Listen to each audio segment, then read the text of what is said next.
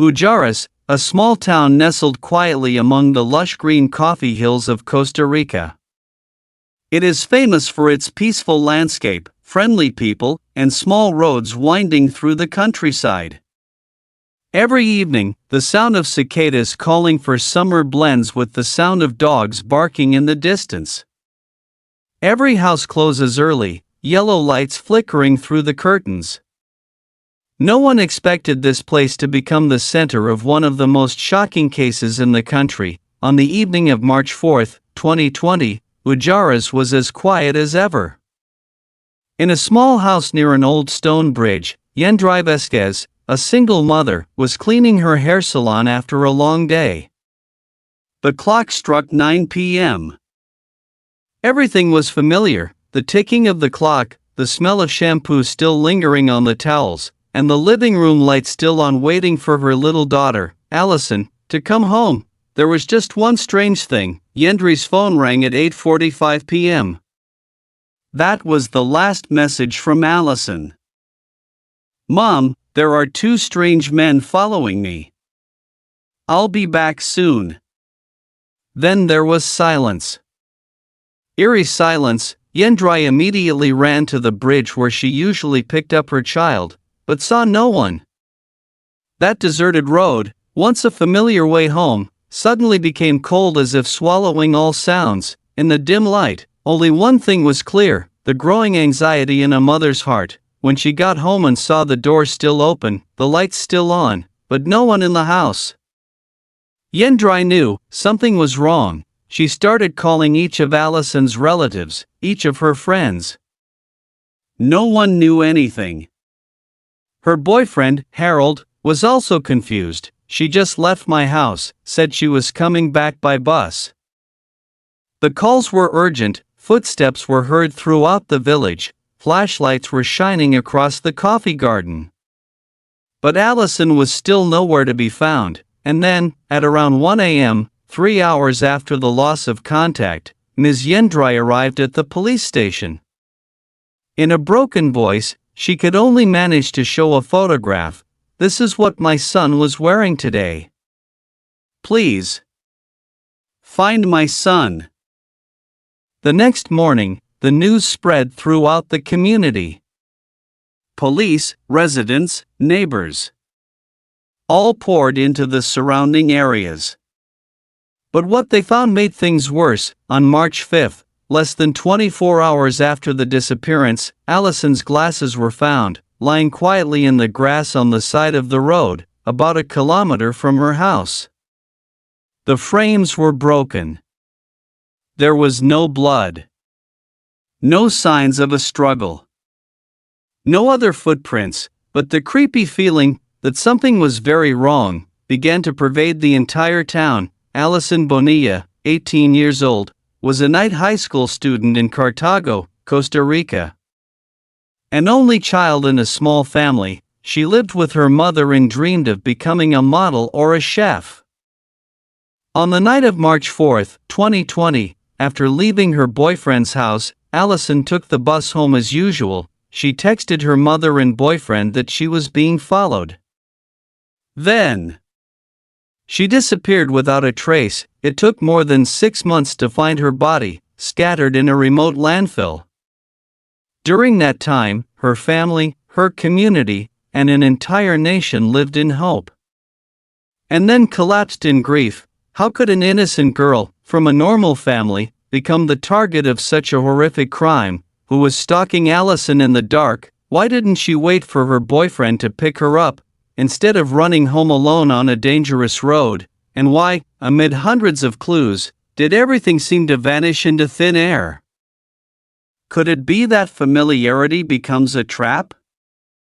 Could it be that the person we trust is hiding a demon inside? Allison Bonilla was born in Cartago, Costa Rica on November 7, 2001. As an only child, she grew up with the complete love of her mother, Yendry, along with her grandparents and Aunt Zamara. Allison never knew who her father was. He abandoned her and her mother right after she found out she was pregnant. It was only when he was about to die of lung cancer that he asked to see his daughter one last time. But the lack of a father did not break Allison. She was an optimistic girl, always smiling, loved to help others, and always dreamed of being a model or opening a bakery. She cried when she could not find a job to help her mother pay the bills, but still tried to learn baking and get a certificate. Every Father's Day, she gave a gift to her mother, who had been both her mother and father for 18 years. The relationship between the two was not simply mother and daughter, but best friends, confidants. Allison once said, "I don't need much. Just coming home every night and seeing my mother, there is enough." From the moment Allison went missing, police and relatives began to ask questions. Who was the last person to see her? Was someone following her? Why would a girl who was always careful and always told her mother her schedule walk alone through that dark street? Allison's boyfriend, Harold Segura, was immediately called in to give a statement. He said that Allison had stopped by his house for dinner that day, then left at around 8:15 p.m. He returned 5 minutes later to find her gone. When he heard that she was being followed, Harold texted her to take a taxi, but Allison said she would pay for it herself and then jog home. When Harold was asked why he didn't tell Allison's mother, he replied that his phone battery had run out, and he had fallen asleep. It was only when Aunt Zamara called to say Allison hadn't returned that Harold actually woke up. One puzzling detail: why did his girlfriend text him that she was being followed, but Harold, who was said to love her, didn't do anything more drastic? However, the police had no evidence to conclude that Harold was involved. And then, a mysterious witness came forward. About 2 weeks after Allison went missing, a man came to the police station, saying that on the night of March 4th, he was riding his motorbike when he saw Allison and a burgundy BMW parked near her. What caught his attention were the distinctive yellow headlights, something that only appeared on his cousin's BMW. It was none other than Nelson Sanchez Urania, 28, who lived in the same neighborhood as Allison. Another witness also confirmed that he had seen the car hanging around the area where Allison went missing. Even more surprising, Nelson had texted Allison 2 days earlier, asking strange questions like, "Do you like me?" Even though the two were not close. Allison had politely replied, "Everything is fine."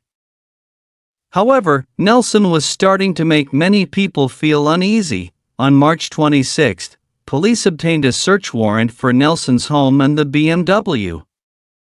From the outside, the car looked spotless. But that was exactly what made them suspicious.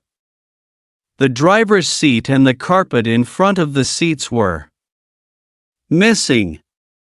In the trunk, they found blood and long hair, along with signs of a strong polish, possibly to erase traces. The police dog reacted strongly to the front seats and trunk. And then, too, blood. Still, the police couldn't arrest Nelson right away. They had to wait for the results of a DNA test. In the meantime, Nelson was still free, but under 24/7 surveillance. Yendrai was like a lost soul. No one knew if Allison was alive or dead. Every day, she still cleaned her child's room, still bought small gifts and left them in the desk drawer so that when he comes home, he will see that his mother has never stopped waiting. On September 2, 2020, the results from the lab left the entire investigation team speechless. The hair and blood DNA in Nelson's car matched Allison Bonilla. Nelson was immediately arrested. At the police station, he confessed everything, a confession that made everyone shudder. "That night, I saw Allison walking alone. She knew me, so she was not on guard. I invited her into the car. But I did not take her home. I drove straight to a farm, hit her in the face, and raped her. Then I tied her up, threw her in the trunk. "I drove to the San Gerardo dump and threw her off a cliff." Nelson said he was under the influence of drugs and obsessed with Allison. He claimed it was a night to satisfy a long-suppressed desire. However, a few weeks later, he changed his story, saying he was coerced by the police. But the evidence was clear. And the first confession was enough to anger the whole country of Costa Rica. On July 19, 2021, the courtroom in Cartago was packed. Nearly a year and a half after that fateful night, the killer Nelson Sanchez Urania finally faced justice. In the audience were Allison's family, her mother, grandparents, aunts, and those who had searched for her for months. The atmosphere was tense. Allison's boyfriend, Harold, took the stand as a witness. He recounted the last time he saw Allison, the panic messages she sent, and his regret for not picking her up at home. Harold's words brought tears to many. But unfortunately, they did not change the nature of the case. Nelson could not deny her guilt. The evidence, DNA, initial confession, blood, hair, all pointed to him. Yet in a controversial verdict, the court sentenced Nelson to 18 years in prison, not for rape, nor for premeditated murder, but for manslaughter by coercion. The reason? There wasn't enough body to determine the cause of death. It couldn't be proven that he knew Allison would be walking home that night. It wasn't clear whether the rape was real or just an uncorroborated confession. The courtroom fell silent. Then a cry broke out from Allison's mother. 18 years. Just 18 years for all he's done? Allison's death took more than just an 18-year-old girl. It tore apart a home, a community, and a belief in justice. Yendrai did not clean her daughter's room. She kept the small pillow, the old perfume bottle, the lipsticks Allison left behind. That room, now a shrine, a tear that can never be mended. On the road Allison walked that night, the family painted each footprint on the road, simulating her final journey. The words "Allison, we are still waiting for you" appeared on every bridge and electric pole. The local community held a parade every month, carrying Allison's portrait and the names of dozens of female victims who had disappeared without explanation. No one dares to let their daughter go home from school alone. Allison's story is not unique. Costa Rica, a country that used to be peaceful, is now facing an alarming increase in gender-based violence. From Maria Luisa Scandenjo to Luani Salazar.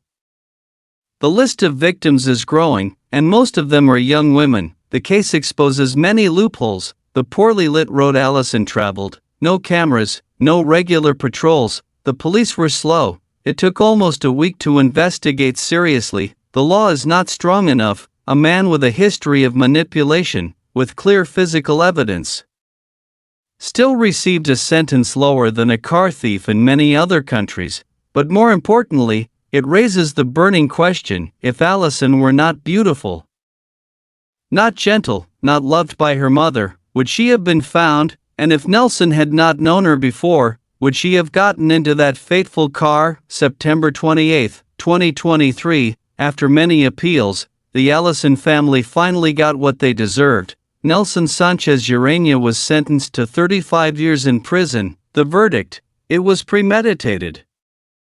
It wasn't a spontaneous act. It was cold-blooded predation. The Allison family breathed a sigh of relief, but no one was happy. Because even with the increased sentence, Allison would never return. A cross was erected at the spot where the body was found. On it was a photo of Allison, a bouquet of white flowers, and a statue of the Virgin Mary. Passers-by often paused. Some cried silently. Some wrote in a notebook next to it, "My daughter was Allison's age. I walked that way. If only I had met her. If only one person had spoken up sooner. Would Allison still be alive?" And when you turn off the screen, Don't forget one thing: somewhere, there are still girls like Allison, walking home on dark, unguarded streets, carrying a small dream. And a danger greater than anyone could imagine. Share Allison's story. Speak up if you see something unusual, don't ignore the small signs.